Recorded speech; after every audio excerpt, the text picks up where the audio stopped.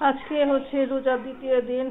মাশাআল্লাহ আমার ছেলে জায়ান আজকে রোজা রেখেছে। ওর টার্গেট হচ্ছে সবগুলো রাখবে। এত ছোট মানুষ আসলে স্কুল করে ওর জন্য রোজা রাখাটা খুবই কষ্ট হয়ে যায়, বুঝতেছি। তারপরে ও রাখছে। আর এখন এমন একটা টাইম সে হচ্ছে খালি কাউন্ট করবে কত মিনিট হচ্ছে ইফতারের আছে, তো এগুলো হচ্ছে কাউন্ট করবে। তো আজকের ইফতারি খুব সিম্পল ইফতার।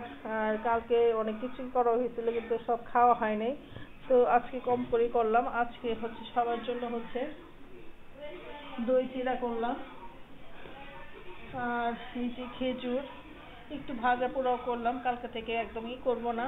এখানে হচ্ছে আনারস রয়েছে, দই চিড়া রয়েছে, আর এই যে মালটা, এগুলো এখন ডিস্ট্রিবিউট করব। ছোলাও রয়েছে আর হালিম আছে। এটা হচ্ছে ইফতার শেষে হচ্ছে হালিম খাবো। আর জায়ানের জন্য চিকেন ফ্রাই, আমার জন্য চিকেন ফ্রাই। তো এখন হচ্ছে এগুলো হচ্ছে প্লেটে দিব, প্লেটে দিব। জায়ান কিছুই খেতে চায় না।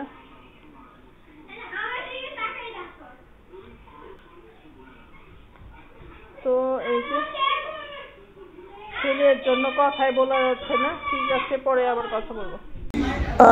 তরমুজ কেটে রেখেছিলাম ফ্রিজে, তো আমি সবসময় তরমুজটা ফ্রিজে কেটে আগে রেখে দিই, তাহলে একটু কাজে একটু হেল্প হয়।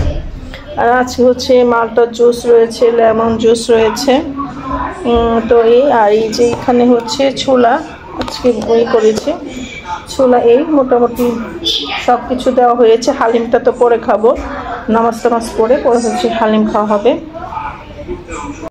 ইফতারের পর নামাজ টামাজ পড়ে আসলাম। আমাদের ম্যাক্সিমাম খাবার হয়ে গেছে। ভাজা পুরো তো কেউ টাচই করা করে নাই।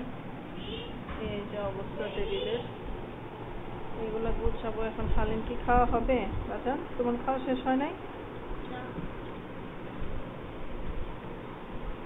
ময়লাগুলো ডাস্টবিনে রাখতে।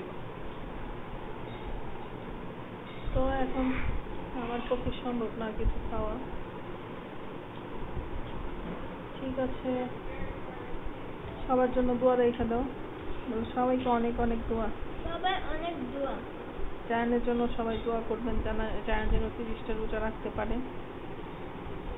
আর জায়ানের পরীক্ষা চলতেছে, স্কুল চলতেছে, রোজা রাখতেছে, বলতেছে যে রাখার দরকার নাই, শুনে না।